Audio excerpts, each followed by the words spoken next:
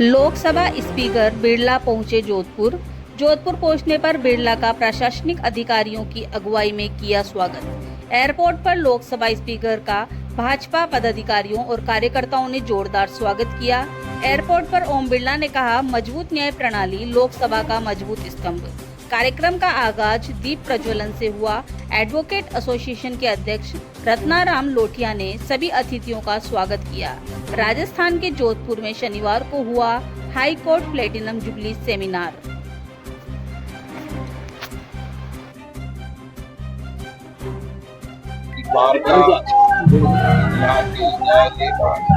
न्यायाधीशों का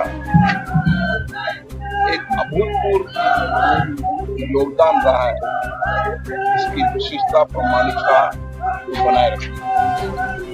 आज पूरे देश के अंदर जो स्थिति बार न्याय व्यवस्था पर सब गौर करते हैं, यहाँ के कई एडवोकेट और यहाँ के कई न्यायाधीश अलग अलग क्षेत्रों के अंदर अपनी भूमिका निभाते। 28 से ज्यादा यहाँ के न्यायाधीशों ने विश्व न्यायालय के अंदर अपनी सेवाएं दी। कई यहाँ के एडवोकेट ने सुप्रीम कोर्ट में अंतर्राष्ट्रीय न्यायालयों में सेवाएं दी है। मैं कह सकता हूँ कि 75 वर्ष की यात्रा के अंदर हमने जहाँ देश के अंदर लोकतंत्र के विश्वास कायम किया है, उसमें न्यायालय की भूमिका है। आज दुनिया में भारत का लोकतंत्र विशिष्टता है, प्रामाणिकता है और लोगों को सहज सुलभ सस्ता न्याय मिले। इसके लिए न्यायालयों ने भी अपने कामकाज में व्यापक परिवर्तन किया है और जहाँ न्याय व्यवस्था उचित होती है, वो देश सफलता की ओर चलेगा। और कह सकते हैं कि भारत में न्याय तंत्र मजबूत है, जिससे हमारे देश का संविधान और उसकी मूल भावनाओं को हम मानते हुए देश आगे बढ़ रहा है। और 75 वर्ष की यात्रा में हमने 400 करोड़ के बजट से शुरू किया था। आज 48 लाख करोड़ का बजट हमने पेश किया है, जो हमारे लोकतंत्र की यात्रा को प्रमाणित करता है कि किस तरीके से चर्चा, संवाद, सहमति, असहमति इस लोकतांत्रिक देश के अंदर हमने इतने बड़े परिवर्तन।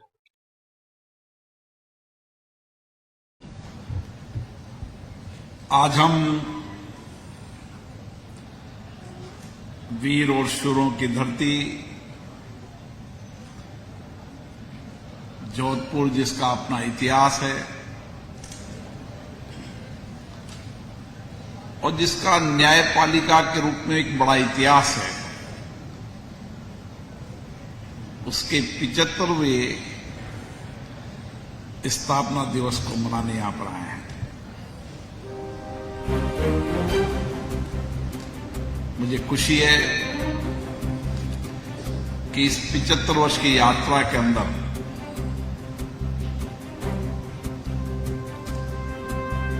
इस न्यायालय ने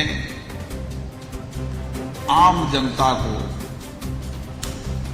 सुलभ, सस्ता, त्वरित न्याय दिलाने में अपनी महत्वपूर्ण भूमिका निभाई है। आज इस कार्यक्रम में हमारे बीच में जस्टिस पंकज मित्तल जी, जिनको आप सब जानते हैं और जिन्होंने यहां पर ही अपनी प्रैक्टिस की, फिर राजस्थान हाई कोर्ट के जज बने, फिर असम की धरती पर मुख्य न्यायाधीश बने और आज इसी धरती के संदीप मेहता जी सुप्रीम कोर्ट में अपनी विद्वता के माध्यम से राजस्थान का नाम कर रहे हैं। Chief justice Shri MM Srivastava साहब, justice SS Shinde ji, justice Pushpendra Singh Bhati ji, जिन्होंने यही प्रैक्टिस की, यही वकालत की और राजनीति में सफर में आज राजस्थान के कानून मंत्री के रूप में काम संभाल रहे हैं श्री जोगाराम पटेल जी, और इस बार एसोसिएशन के अध्यक्ष जिन्होंने कार्यक्रम आयोजित किया, श्री रत्नाराम थोलिया जी, महासचिव शिवलाल जी, उपाध्यक्ष धीरेन्द्र धादी जी, राजस्थान हाई कोर्ट के महाधिवक्ता श्री राजेंद्र प्रसाद जी, बार एसोसिएशन के अध्यक्ष गुनेश शर्मा जी, और जिन्होंने लंबे समय तक राजस्थान और देश के अलग अलग न्यायालयों में अपनी सेवाएं दी जस्टिस के रूप में, वो सभी न्यायाधीश हमारे राजस्थान, जोधपुर और जयपुर के सभी माननीय न्यायाधीश, न्यायिक अधिकारीगण और हमारे सभी अधिवक्तागण, मैं आप सबको बधाई देता हूं कि आप सबके प्रयासों से इस 75 वर्ष की यात्रा में जोधपुर हाई कोर्ट का नाम अपने कार्यों से, अपनी गुणवत्ता से एक अलग पहचान बनाई है। आज मैं उस 75 वर्ष की यात्रा के अंदर योगदान देने वाले जो हमारे बीच में नहीं रहे, चाहे जुडिशियल में जस्टिस रहे हों, चाहे अधिवक्ता रहे हों, उन सबको भी स्मरण करता हूं कि उनके अथक प्रयासों, अथक योगदान से इस यात्रा में उनका भी बहुत बड़ा योगदान है। और वह सभी बार और बेंच के अतिथि, सम्मानीय जस्टिस, अधिवक्ता, यहां के कर्मचारी, यहां के अधिकारी, यहां से हर छोटे से छोटे व्यक्ति ने भी यहां पर अपनी समर्पण से, अपनी सेवा से, क्योंकि राजस्थान त्याग की धरती है, अपने जीवन का समर्पण त्याग से इस राजस्थान के जोधपुर हाई कोर्ट की जो सेवाएं दी हैं, उन सबको भी हम याद करते हैं और उनकी सेवाओं को धन्यवाद देते हैं। इस यात्रा के अंदर सौभाग्य राजस्थान का कि 28 प्रतिष्ठित न्यायाधीशों ने देश के उच्चतम न्यायालयों के अंदर अपनी सेवाएं दी। यहां के कई प्रतिष्ठित अधिवक्ताओं ने देश के अंदर भी सेवाएं दी, देश के बाहर भी सेवाएं दी। यह हम सबको गर्व होता है कि यहां के बार और बेंच के जितने भी लोग यहां से निकले, उन्होंने जहां भी काम किया, इस राजस्थान का गौरव सम्मान बढ़ाया। और इस ऐतिहासिक 75 वर्ष की यात्रा के अंदर हमने बहुत सारे परिवर्तन किए और उस परिवर्तन को करते करते आज हम इस मुकाम पर पहुंचे हैं कि हम लोगों को सस्ता, सुलभ, सहज रूप से न्याय दिला सके। लेकिन अभी हमारी यात्रा समाप्त नहीं हुई है। हमारी यात्रा का भी पड़ाव, अंतिम पड़ाव भी नहीं है,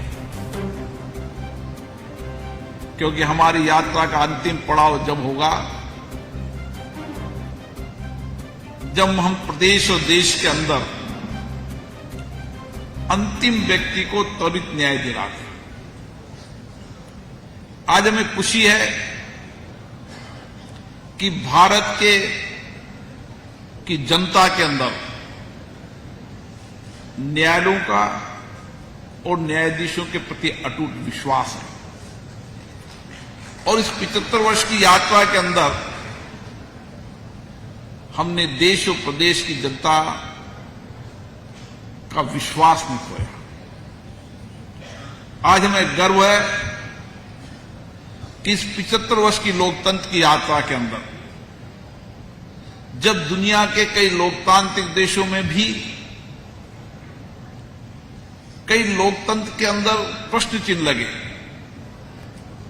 लेकिन हमने इस 75 वर्ष की लोकतंत्र की यात्रा के अंदर लोगों के विश्वास को जीता, भरोसे को जीता। लोकतंत्र प्रति हमारी आस्था है, विश्वास है। और जब दुनिया के देशों में हम बताते हैं कि 65 करोड़ से ज्यादा मतदाताओं ने अपना मतदान कर कर लोकतंत्र में निर्वाचित सरकार को चुना, तो सब अचंभित रह जाते हैं।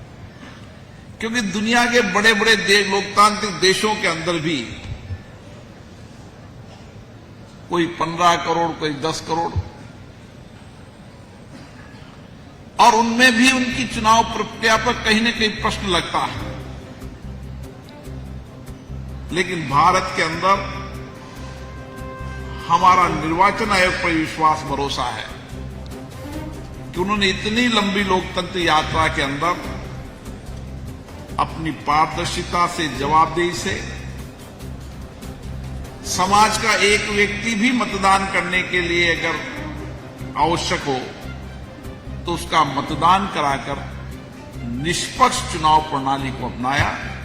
ये हमारे लोकतंत्र की ताकत है। और जब देश आजाद हुआ था तो लोगों को लगा था कि इतनी बड़ी विविधताओं वाला देश, इतनी जातियां, इतनी भाषा, दुनिया के सारे धर्म भारत में हैं। यहां विभिन्न जातियां हैं, अलग अलग वेशभूषा है, हर 50 किलोमीटर पर भाषा बदल जाती है। इतनी बड़ी विविधताओं के अंदर कैसे लोकतंत्र चलेगा? लेकिन हमने दुनिया में साबित कर दिया कि मदर ऑफ डेमोक्रेसी के रूप में हमारी पहचान लोकतंत्र की आजादी के बाद की पहचान नहीं है। हमारे लोकतंत्र की पहचान हमारे जीवन की हर कार्यशैली में लोकतंत्र रहा है। और इसीलिए हम कहते हैं मदर ऑफ डेमोक्रेसी। और दुनिया के अंदर हम बता सकते हैं कि किस तरीके से हमारी कार्य प्रणाली में, हमारी परिप्रेक्ष्य में, हमारी कार्य संस्कृति में हमेशा लोकतंत्र रहा था। और आजादी के बाद 75 वर्ष की यात्रा में हमने साबित कर दिया कि लोकतंत्री शासन चलाने की सर्वश्रेष्ठ पद्धति है।